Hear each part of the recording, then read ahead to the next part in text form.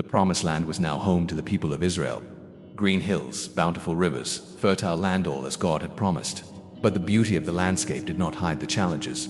Ancient peoples, with their stone fortresses and bronze idols, still occupied parts of the land. The promise was real, but it was not magical. Each conquest required effort, faith, and obedience. During the early years, the people banded together. Tribes helped one another. Altars were erected in gratitude. Each group spread out across the land, planting, building, defending itself. The elders told the new generations how God had parted the sea, how he had dried up the Jordan, how he had fed their fathers with manna in the desert. But time passed. The old stories were heard with less fervor. The people grew accustomed to the land. Many abandoned the commandments. The gods of neighboring peoples seemed harmless, sometimes even attractive. Intermarriage began to occur. Idols were brought into the tents. The heart turned away slowly but steadily. Then the harvest failed. Enemies advanced. People like the Canaanites, Moabites, and Philistines invaded lands, plundered crops, and enslaved families. When the people turned away from God, they lost protection. And only when the pain was severe did the cry rise. And God, in his mercy, listened. And then he raised up judges, simple men and women, but full of courage and faith.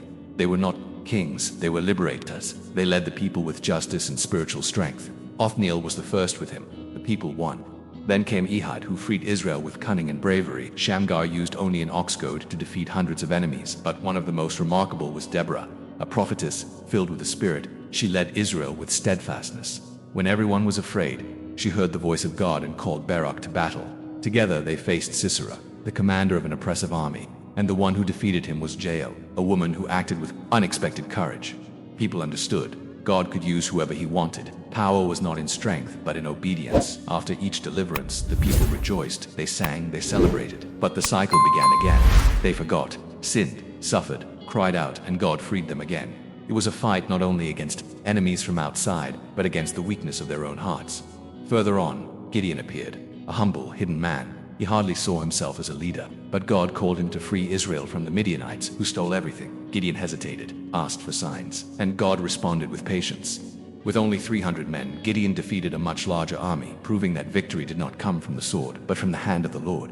Each judge who stood up was a reminder God did not abandon his people. Even when they forgot him, he remained faithful. The promise was still alive. The land was now theirs, but their hearts still needed to be shaped. The people of Israel needed more than just external freedom. They needed internal transformation. They needed to remember that faithfulness is not built in days of war, but in everyday life, in silent decisions, at forgotten altars, in words spoken at home. Even with so many failures, there was hope.